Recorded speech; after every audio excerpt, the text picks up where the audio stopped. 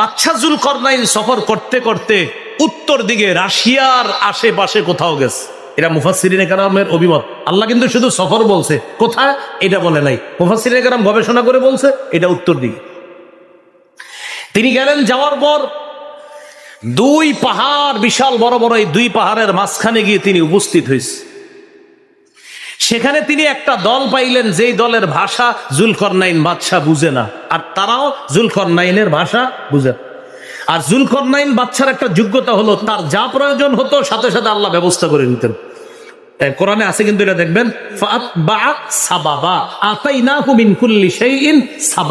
আমি তাকে সব জিনিসের উপকরণ দিছি। মানে বাদশা যুলকরনাইন মনে করেন নদীপথ পাড়ি দিবে, নৌকা দরকার, বললে হয়তো আল্লাহ আমার তো নৌকা দরকার, কিভাবে আল্লাহ বলে দিতেন, এইভাবে এইভাবে এইভাবে আপনি নৌকা বানায় ফেলেন, কথার কথা। মানে যা প্রয়োজন সাথে সাথে আল্লাহ ব্যবস্থা করে দিতেন।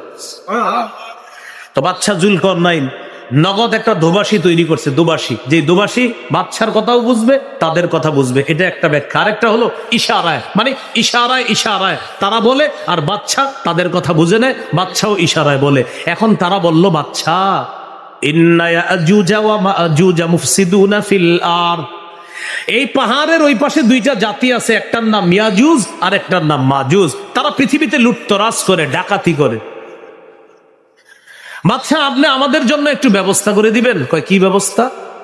ফাহাল নাজআলু লাকা খারজান আলা আন তাজআলা বাইনানা ওয়া বাইনাহুম সাদ্দা, আমাদের মাঝে আর তাদের মাঝে একটা দেয়াল করে দেন, প্রাচীর করে দেন, যেন তারা দেয়ালের এই পাশে আইসা ডাকাতি করতে না পারে। কারা? ইয়াজুজ মাজুজ।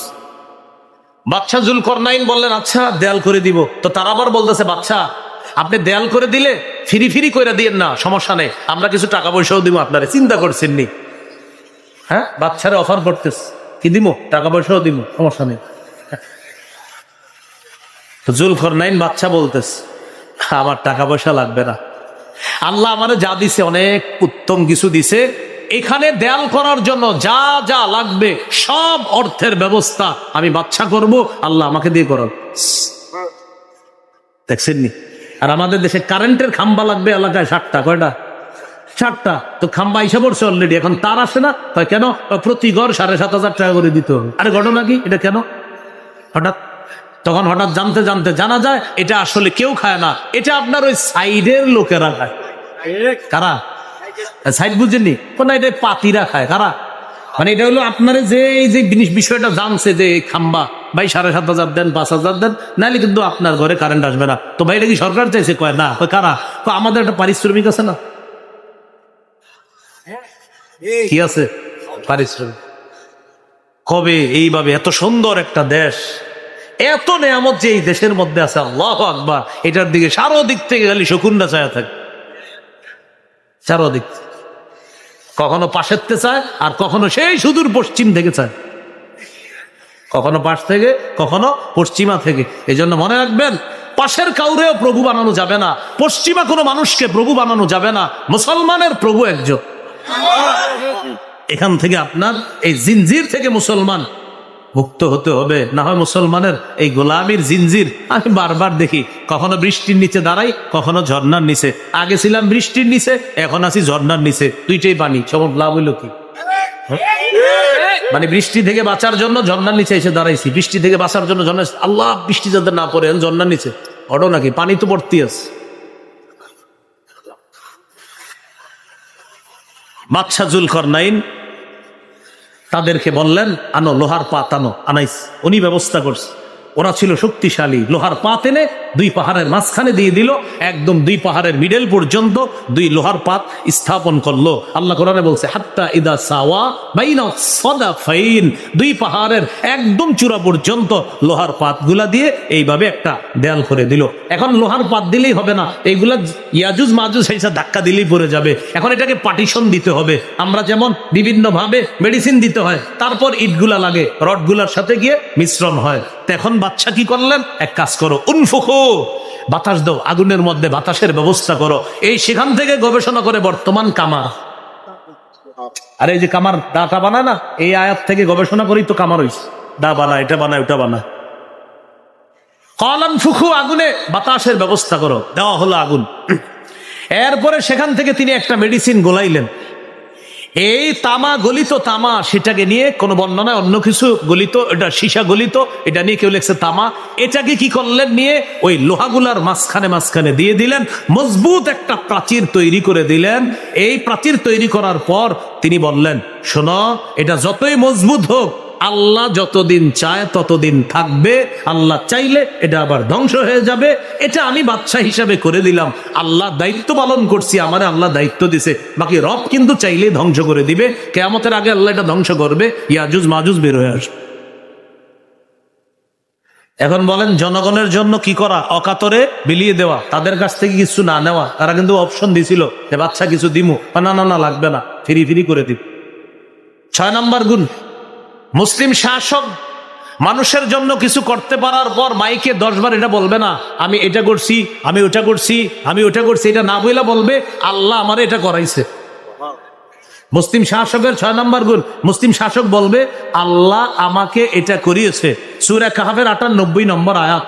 বাদশাহ যুলকারনাইন বলছে, হাদা রাহমাতুম মির রব্বি, এটা আমার রবের দয়া, আমার রব দয়া করছেন বলে আমি তোমাদের জন্য কিছু করতে পারলাম। এটা বলতে হবে মাইকের মধ্যে, এটা না বলা এটা করছি ওইটা করছি। আর আমাদের এমন এক ভয়ঙ্কর অবস্থা, আমরা মাঝে মাঝে কি করি জানেন, অনেকের প্রশংসা এত বেশি করি, পাশে একজন আছে তো এর প্রশংসা করি, মনে করেন আমরা এরকম ভাবে, তিনি এই তিনি সেই, 50টা প্রশংসা করলাম, 48টা মিথ্যা কথা। 48টা কি মিথ্যা কথা, 2টা সত্য কথা।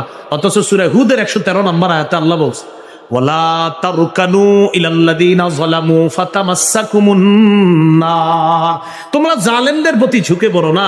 এই আয়াতের ছোট্ট একটা ব্যাখ্যা হলো, জালেমের 2-4টা ভালো কাজ দেখে তাকে প্রশংসার বন্যায় ভাসিয়ে দিও না, এটাই আয়াতের ব্যাখ্যা। তাহলে 6 নাম্বার, আল্লাহর সমস্ত কৃতিত্ব দেওয়া আল্লাহকে, যে আল্লাহ করাইছে আমাকে দিয়ে, এটা 6 নাম্বার। 7 নাম্বার, রক্ষণাবেক্ষণ, অর্থনীতিতে মুসলিম শাসক পারদর্শী হওয়া। অর্থনীতি মানে সঠিক অর্থনীতি, হালাল অর্থনীতি, হারাম অর্থনীতি না। যেমন ইউসুফ নবী পারদর্শী ছিলেন। 13 পারা 1 নম্বর পৃষ্ঠা সূরা ইউসুফের 55 নম্বর আয়াতে আল্লাহ বলেন, ইউসুফ নবী ওই জামানার বাদশাকে বললেন, ইজআলনি আলা খাজাইনিল আরদ, আপনি আমাকে অর্থ ভান্ডার, ধন ভান্ডারের দায়িত্ব আমাকে দেন, কারণ এই খাদ্য ভান্ডারের দায়িত্ব অন্য কাউকে দিলে ওরা চুরি করবে, ডাকাতি করবে। আমি আমানতদার, আমি সঠিকভাবে রক্ষা করতে পারবো এবং দেশের অর্থ ব্যবস্থা ভালো থাকবে। তাহলে একজন সঠিক মানুষ, যিনি অর্থনীতির বিষয়ে, হালাল আর বৈধ অর্থনীতি বিষয়ে পারদর্শী, এমন গুণে গুণান্বিত ব্যক্তিকে শাসক বানান। আপনি এমন কাউকে বানাইলেন যিনি সুদে পারদর্শী, কথার কথা, এরকম তো হবে না। হালাল অর্থনীতিতে পারদর্শী হতে হবে। এ হলো কয় নাম্বার? 7। 8 নাম্বার গুণ হতে হবে, হ্যাঁ এটা সবাই মিলেমিশে বলি, বলেন, মুসলিম শাসক ঘুষখোর হবে না। এটা জোরে জোরে 3 বার কোন,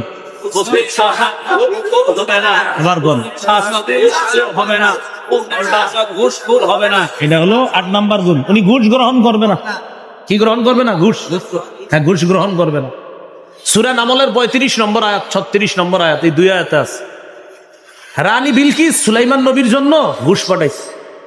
কোরআনে আল্লাহ বলছে হাদিয়া, কারণ রানী বলছে এটা হাদিয়া, কিন্তু রানী হাদিয়ার ভিতরে আড়ালে ছিল কি, যে হাদিয়া পাঠামো, বাকি যদি উনি গ্রহণ করে তারপর অপশন দিব, আপনি আপনার রাজত্ব নিয়ে থাকেন, আমি আমারটা নিয়ে থাকি, আপনি আপনার অংশের রাজা, আমি আমার অংশের রানী। নাম দিছে হাদিয়া। এর উদ্দেশ্য হলো কি, কিছু দিলে যদি উনি থাইমা যায়, বাস উনি ভালো থাক, আমিও ভালো থাকি। যেটা আমরা বর্তমানে করি, স্যার কিছু বললেন না, মানে সালাম আলাইকুম, কি মানে আপনি কিছু আমার দিকে একটু খেয়াল রাখেন। আরে মুসাফা কেন, এটা কি? তো ঠিক আছে, মাশাআল্লাহ, আসসালামু আলাইকুম, তোমার উপর শান্তি বর্ষিত, এটা কি? ওইটা আবার কি জানি, তো এরকম যেন না। রানী বিলকিস সুলাইমান নবীর কাছে হাদিয়া পাঠাইছে। কোরআনের ভাষা বলতেছে, ইন্নী মুরসিলাতুন ইলাইহিম বিহাদিয়া, আমি বাদশা সুলাইমানের কাছে হাদিয়া পাঠাবো। ফানাজিরা, দেখবো, বিমা ইয়ারজিউল মুরসালুন, প্রতিনিধি যারা তাদেরকে পাঠাবো, ওরা দেখি কি জবাব নিয়ে ফিরে। তো ব্যাখ্যায় মুফাসসিরিন কেরাম লেখে, রানীর উদ্দেশ্য, যদি দেখি বাচ্চা আমার এটা গ্রহণ করে, তাহলে বাচ্চাকে বুঝাবো, বাচ্চা এটা নিঃস্বার্থ কোনো হাদিয়া আপনারে দেই নাই, এটার পিছনে একটা স্বার্থ আছে, যেটা হলো এই, আপনি আমারে আর জ্বালাইবেন না, আমি আমার এলাকায় থাকবো, আমি রানী, আপনার এলাকার রাজা আপনি। এটা হলো রানীর উদ্দেশ্য। এখন সুলাইমান নবীর কাছে গেছে, যাওয়ার পর দিছে আপনার জন্য রানী এই এই কিছু পাঠাইছে। সুলাইমান নবী বললেন, আতু মিদ্দু নানি বিমাল, সম্পদ দিয়ে আমারে সহযোগিতা করতে চাও? ফামা আতানি আল্লাহু খায়রুম মিম্মা আতাকুম, আল্লাহ আমারে যা দিছে, তোমাদেরকে যা দিছে এর চেয়ে 1000 গুণ বেশি কিছু দিছে আল্লাহ। যাও এগুলা নিয়ে যাও। রানীরে তাড়াতাড়ি বলো, যদি সারেন্ডার না করে খবর আছে। রানীরে গিয়ে বললেন, রানী না না, আপনি যে হাদিয়া যে নিয়তে পাঠাইছেন কাজ হবে না। তাহলে রানী বলছে, বুঝতে পারছি, এই বাচ্চার সাথে পারা যাবে না। সুলাইমান নবীর কাছে রানী আইসা বলতেছে, আমি আপনার মজলিসে আসার আগেই আল্লাহর কাছে আত্মসমর্পণ করে নিচ্ছি। তাহলে মুসলিম শাসকের 8 নাম্বার গুণ, তিনি ঘুষ গ্রহণকারী হবে না। তিনি ঘুষ গ্রহণকারী হবে না। তিনি ক্ষমতায় থাকলেও সাধারণ থাকবে, ক্ষমতায় থাকলে রাষ্ট্রীয় প্রটোকল তিনি ব্যবহার করবে, নাই তিনি সাধারণ মানুষের মতো থাকবে। বাস খালাস খালাস।